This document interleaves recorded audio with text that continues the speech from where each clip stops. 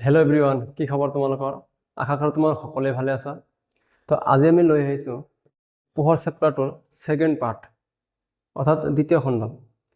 এতিয়া চোৱা, কালি আমি পঢ়িছিলোঁ পোহৰৰ প্ৰতিফলনৰ বিষয়ে, পোহৰৰ বিষয়ে।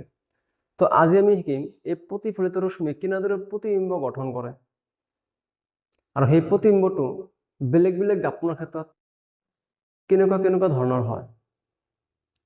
আমি ফাৰ্ষ্ট শিকিম আজি যে সমতল দাপোনত আমি কেনেদৰে প্ৰতিবিম্ব গঠন কৰিব পাৰোঁ। এতিয়া চোৱা, প্ৰতিবিম্ব যেতিয়া গঠন হ'ব মনত ৰাখিবা, সেই প্ৰতিবিম্বটো সদায় প্ৰতিফলিত ৰশ্মি কটাকটি কৰাৰ ফলতহে গঠন হয়। অৰ্থাৎ ৰশ্মি যেতিয়া পৃষ্ঠ এটাত পৰি বা দাপোন এটাত পৰি প্ৰতিফলিত হৈ আহিব, আৰু সেই প্ৰতিফলিত ৰশ্মি য'ত কটাকটি কৰিব তাতেই সেই বস্তুটোৰ প্ৰতিবিম্ব গঠন হ'ব। তো এইটো আজি আমি অতি ভালদৰে শিকিবলৈ যত্ন কৰিম, ঠিক আছে। এতিয়া চোৱা, সমতল দাপোন, সেই সমতল দাপোন আচলতে কি? সমতল দাপোন কি? একচুৱেলি দাপোন বুলি ক'লে অলপ ভালদৰে বুজাৰ যত্ন কৰিবা। দাপোন বুলি ক'লে একচুৱেলি কি? চোৱা, যিকোনো এটা স্বচ্ছ মাধ্যম, যদি তাৰ পৃষ্ঠত আমি কি কৰোঁ, ৰং সানি দিওঁ, নাইবা যদি কি কৰোঁ, এটা ফ্ৰেম এটা লগাই দিওঁ বা এটা তৰপ লগাই দিওঁ, ঠিক আছে। যিকোনো এটা স্বচ্ছ মাধ্যম যদি তাৰ কি কৰোঁ, এৰ সাইডত যদি আমি কি কৰোঁ, ৰং কৰি দিওঁ বা ফ্ৰেম এটা লগাই দিওঁ, তেনেহ'লে তাক কি কোৱা হ'ব? দাপোন বুলি কোৱা হ'ব। আৰু স্বচ্ছ মাধ্যম কি? একো ৰং চং কৰা নাই, ইফালৰ পৰা সিফালে দেখা যায় ডাইৰেক্ট, ঠিক আছে। এটা গ্লাছ বা কাঁচৰ কথা আমি কওঁ, ঠিক আছে। কাঁচ বা গ্লাস, ঠিক আছে, কাঁচ বা গ্লাস। চোৱা, ইয়াতে পোহৰ পাৰ হৈ যাব পাৰিব, স্বচ্ছ মাধ্যমৰ মাজেৰে বা কাঁচৰ মাজেৰে পোহৰ পাৰ হৈ যাব পাৰিব ডাইৰেক্ট, ঠিক আছে। পোহৰ পাৰ হৈ যাব পাৰিব, কিন্তু দাপোনৰ মাজেৰে পোহৰ পাৰ হৈ যাব নোৱাৰে। এইখন দেখাই কি হ'ব, এনেদৰে ঘূৰি আহিব। কথাটো এইখিনি যে যিকোনো এটা স্বচ্ছ মাধ্যমত যদি আমি এটা চাইড যদি আমি ৰং সানি দিওঁ, তেনেহ'লে তাক দাপোন বুলি কোৱা হ'ব। আৰু যদি ৰং সানা নহয়, তেনেহ'লে তাক স্বচ্ছ মাধ্যম বা কাঁচ বুলি কোৱা হ'ব। আৰু সেই স্বচ্ছ মাধ্যমৰ মাজেৰে পোহৰ পাৰ হ'ব পাৰে, কিন্তু দাপোনৰ মাজেৰে পোহৰ পাৰ হ'ব নোৱাৰে। এতিয়া চোৱা, আমি সমতল দাপোনত আমি কেনেদৰে প্ৰতিবিম্ব গঠন কৰিব পাৰোঁ। যে সমতল দাপোননো কি? সমতল দাপোন হৈছে এটা কি, এনেকুৱা দাপোন যাৰ প্ৰতিফলন পৃষ্ঠ কি সমান বা সমতল। আমি যদি এটা কথাত ক'ব যাওঁ যে যিকোনো দাপোনৰ যদি পৃষ্ঠ যদি কি থাকে, অৰ্থাৎ য'ত প্ৰতিফলিত হ'ব সেই পৃষ্ঠ যদি সমান থাকে একেবাৰে বা সমতল থাকে, তেনেহ'লে তাক কি কোৱা হ'ব? সমতল দাপোন বুলি কোৱা হ'ব। ইয়াতে মই এটা সমতল দাপোন আঁকিলো।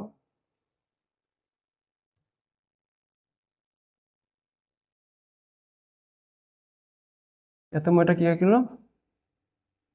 সমতল দাপোন আঁকিলো। এইফালে আমি ৰং কৰি দিলো।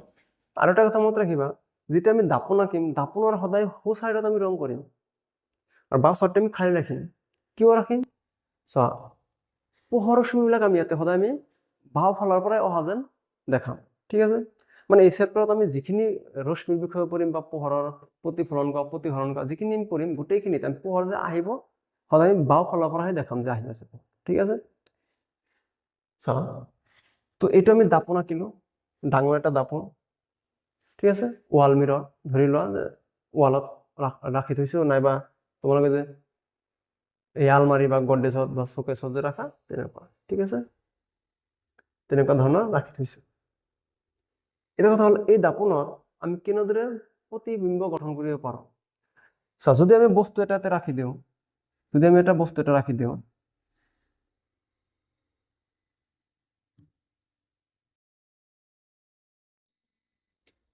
ধৰা হ'ল মই ইয়াতে বস্তু এটা ৰাখিলো। যিটো বস্তু এটা ৰাখা হয় তাক কোৱা হয় লক্ষ্য বস্তু। কি কোৱা হয়?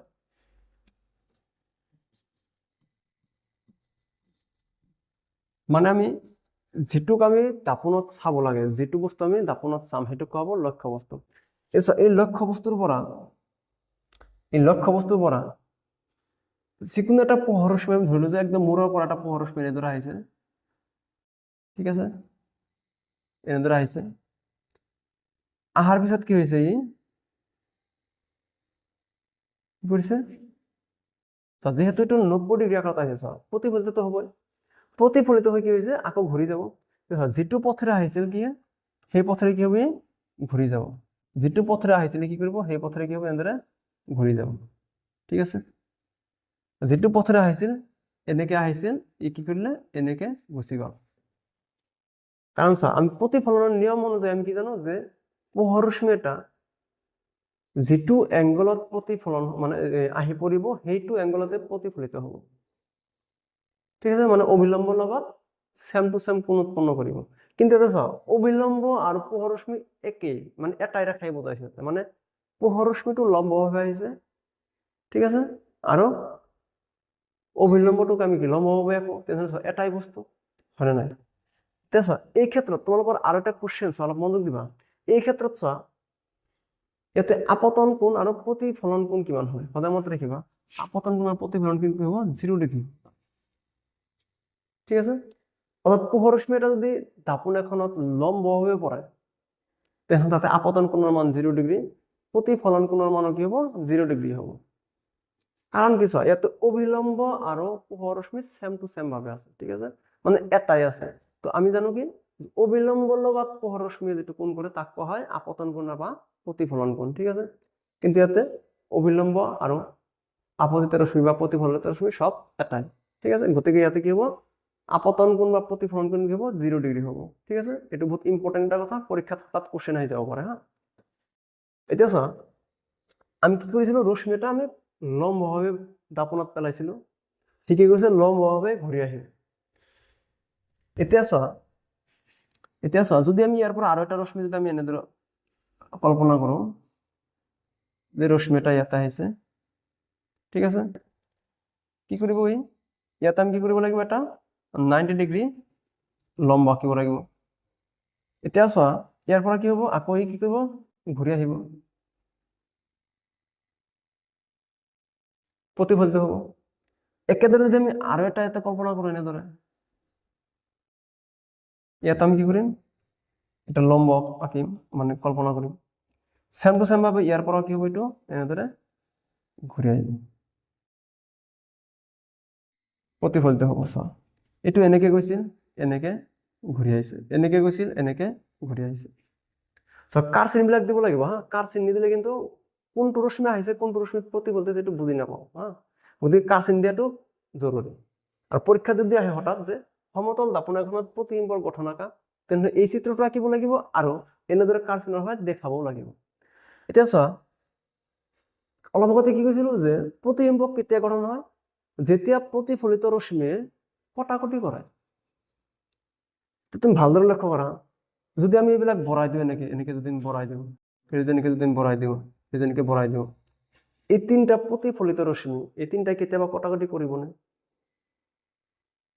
এই তিনটা কেতিয়াবা কটাকটি কৰিবনে কেতিয়াও নকৰে হয়নে নাই কাৰণ এইটো এনেকে গৈছে চিধা চিধি এইটো এনেকে বেকাকে গৈছে এটা আৰু এনেকে বেকাকে গৈছে এই তিনটা ৰশ্মিয়ে মানে প্ৰতিফলিত ৰশ্মিয়ে কেতিয়াও কটাকটি নকৰে বাস্তৱত এইটো সম্ভৱ নহয় ঠিক আছে যদি বাস্তৱত সম্ভৱ নহয় তেনে কি হ'ব তোমালোকৰ নিচিনা যেনেকুৱা তুমি আৰু তাইৰ কথাটো বাস্তৱত কেতিয়াও সম্ভৱ নহয় ঘৰত কেতিয়াও মানি নলয় হয় না নাই কিন্তু তোমালোকে বহুত চতুৰ বা চালাক ঘৰত মানি লগ বা নলগ ৰাতিতে আমি শুই শুই কল্পনা কৰিব পাৰিম ভাবিব পাৰিম হয় না নাই কিন্তু নকৰিবা দে এইবিলাক কৰিব নাপায় হা পঢ়িব লাগে ভালদৰে তো যিয়ে হওক চোৱা এই যে তুমি যে ৰাতি ভালদৰে যে কল্পনা কৰা একদম ভাবি ভাবি যে মই ইয়াৰ লগত সংসাৰ কৰিম এই একদম বুঢ়া বয়সলৈকে আৰু সংসাৰ কৰি মৰিয়ে যাম হয় না নাই ইমান কল্পনা কৰা তোমালোকৰ কল্পনা শক্তি ইমান বেছি কিন্তু আমি এতিয়া ইয়াতে সেই কল্পনাখিনি কৰিম অলপ কেৱল নিজৰ মিলনটো চালে নহব ইয়াতে আমি মিলাব লাগিব ঠিক আছে চোৱা এতিয়া যদি আমি ভাবি থাকো যে এইখিনি ৰশ্মি যদি আমি কি কৰো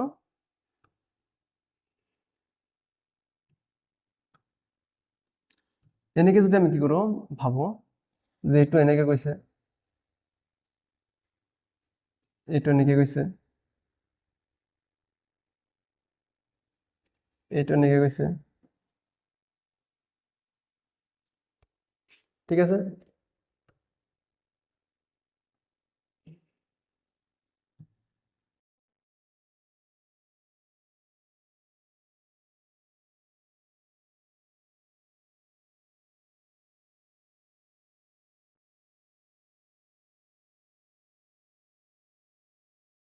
অলপ মনোযোগ দিবা। আমি কি করলো, এই গোটেইখিনি ৰশ্মি আমি কি কৰলো কাল্পনিকভাৱে পিছফালে মিলাই দিম। ঠিক আছে, কাল্পনিকভাৱে পিছফালে মিলাই দিলে। এটা তিনিওটা ইয়াতে কটাকটি কৰিছে নহয়, তো ইয়াতে কি হব প্ৰতিবিম্ব গঠন হব। ইয়াতে কি হব প্ৰতিবিম্ব গঠন হব।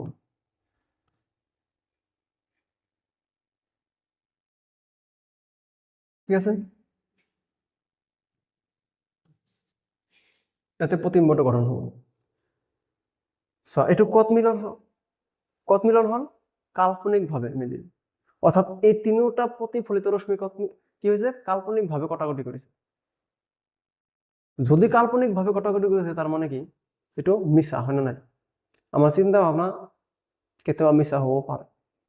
তোমালোকে যেটো চিন্তা কৰি থাকা নহয় সেইটো সদায় মিছা হয় না নাই? ঠিক তেনেকুৱা এইটো কি মিছা, কাল্পনিকভাৱে হৈছে, এইটো বাস্তৱত সম্ভৱ হোৱা নাই।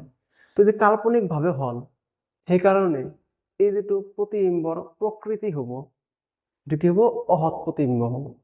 কি প্ৰতিবিম্ব হব? অহৎ প্ৰতিবিম্ব।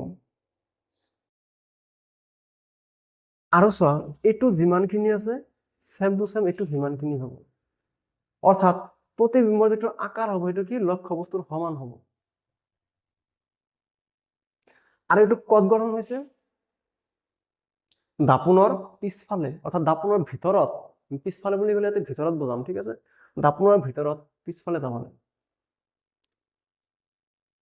কিমান দূৰত্বত হৈছে চোৱা, দাপোনৰ পৰা লক্ষ্য বস্তুৰ দূৰত্ব যিমান দাপোনৰ পৰা প্ৰতিবিম্বৰ দূৰত্ব সিমানেই হ'ব, সমান হ'ব।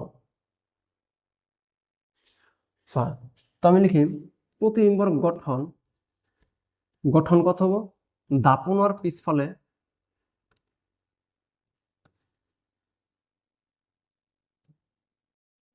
কত হ'ব?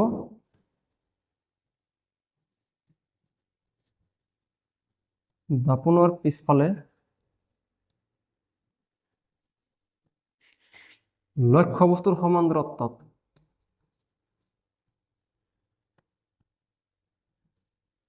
লক্ষ্য বস্তুৰ সমান দূৰত্বত প্ৰতিবিম্ব কত গঠিত হ'ব? দাপোনৰ পিছফালে লক্ষ্য বস্তুৰ সমান দূৰত্বত। এতিয়া চোৱা প্ৰকৃতি কি হ'ব? প্ৰকৃতি কি হ'ব? কি কৈছো এইটো বাস্তৱত কটাকটি কৰা নাই, কাল্পনিকভাৱে কটাকটি কৰিছে। তো এইটো কি হ'ব? অহৎ প্ৰতিবিম্ব। কি হ'ব? অহৎ প্ৰতিবিম্ব। লগতে ছয়টো থিয় হৈ আছে নহয়, যেনেকুৱা আছিল লক্ষ্য বস্তু তেনেকুৱাই আছে প্ৰতিবিম্ব। গতিকে কি হ'ব? থিয় হ'ব। থিয় হ'ব। এতিয়া আৰু এটা কথা মনত ৰাখিবা, যেতিয়া তোমালোকে নিজকে দাপোন এখনৰ সন্মুখত লৈ যোৱা বা নিজৰ চেহেৰাখন চোৱা, তেতিয়া চোৱা চেম টু চেম দেখা যায়। অলপো কম নহয়, অলপো বেছি, মানে যেনেকুৱা আছা তেনেকুৱাই দেখা যায়। ঠিক আছে, তুমি যেনেকে থিয় হৈ আছা ঠিক তেনেকে থিয় হৈ থকা দেখা যায়। কিন্তু এটা কথা লক্ষ্য কৰিছা নিশ্চয় যে তোমালোকৰ সোঁ হাতখন এইফালে থাকে বাহিৰত, মানে বাস্তৱত, কিন্তু ভিতৰত দেখা যায় সিফালে, অৰ্থাৎ এনেকুৱা দেখা যায়, হয়নে নাই? তো ইয়াৰ পৰা আমি কি বুজি পালো যে আমাৰ কাষটো অৰ্থাৎ আমাৰ পাৰ্শ্বটো কি হৈ যায়? উল্টা হৈ যায়।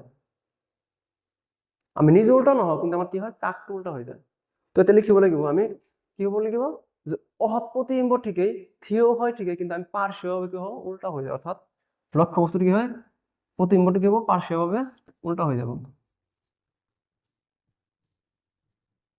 পাৰ্শ্বভাবে উল্টা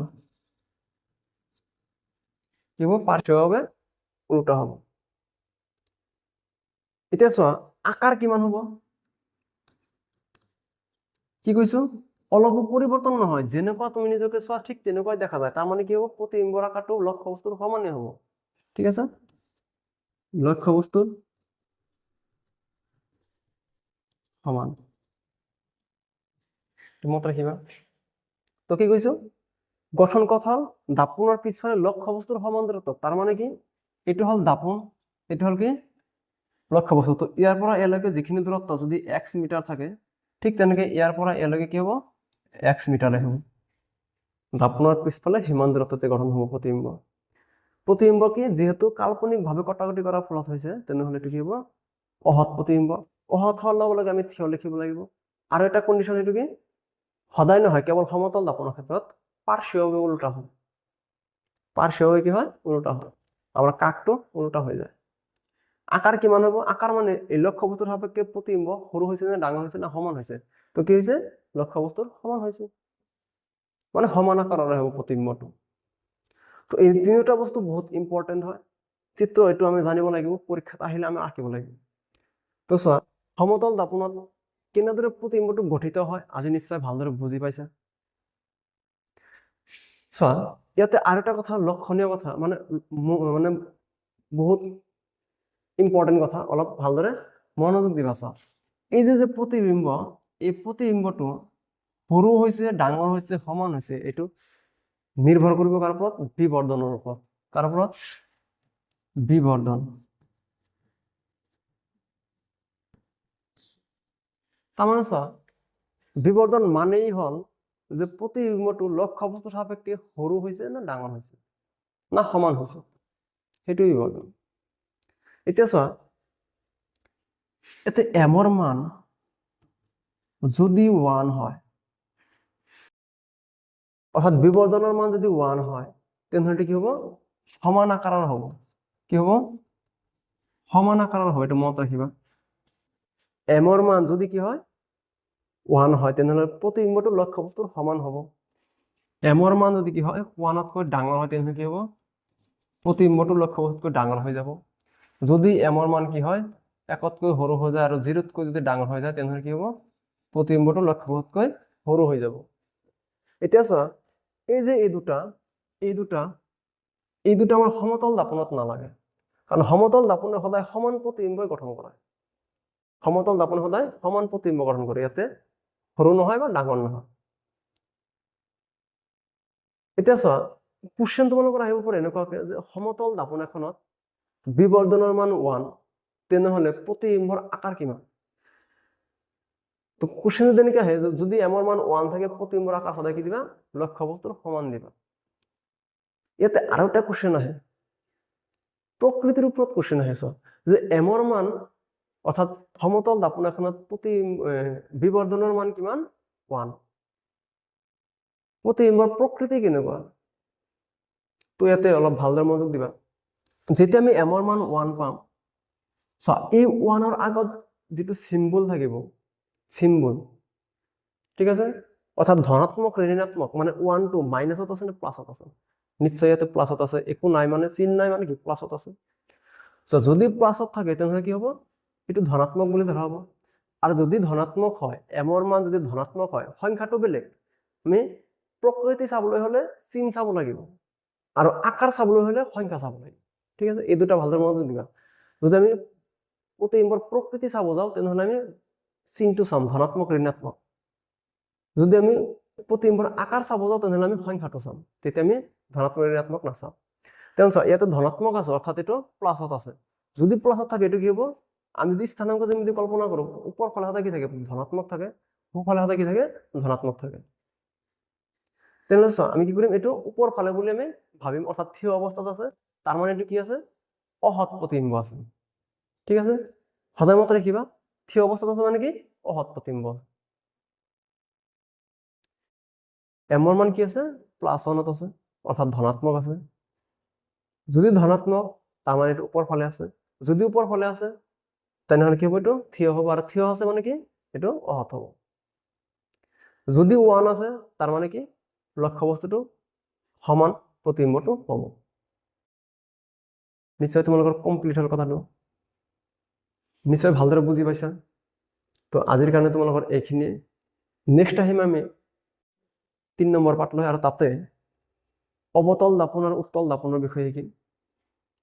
আৰু তাতে চিত্ৰ আছে, মুঠতে যিমানটা চিত্ৰ হয় 8টা মান হ'ব, 2টা মিলি। তো গোটেইখিনিৰ বিষয়ে আমি অতি ভালদৰে বুজিম, আৰু সেইবিলাক কি কি কামত আমি ব্যৱহাৰ কৰিব পাৰোঁ সেইটোও শিকিম। তো আশা কৰোঁ তোমালোকে মোৰ ভিডিঅ'বিলাক ৰেগুলাৰ চাই থাকিবা, আৰু বিষয়বস্তুবিলাক ভালদৰে বুজিবলৈ যত্ন কৰিবা, আৰু তোমাৰ লগৰজনকো এইটো শ্বেয়াৰ কৰি দিবা, যাতে সিহঁতেও চাই কেনে বস্তুটো ভালদৰে বুজিব পাৰে, মানে পঢ়া চেপ্টাৰটো ভালদৰে বুজিব পাৰে, আৰু পৰীক্ষা তাতে লিখিব পাৰে, আৰু ভাল এটা নাম্বাৰ কেৰি কৰিব পাৰে। তো তোমালোকৰ ওপৰত এইখিনি মোৰ মানে আশা, আৰু চেনেলটো সোনকালে ছাবস্ক্ৰাইব কৰি ল'বা।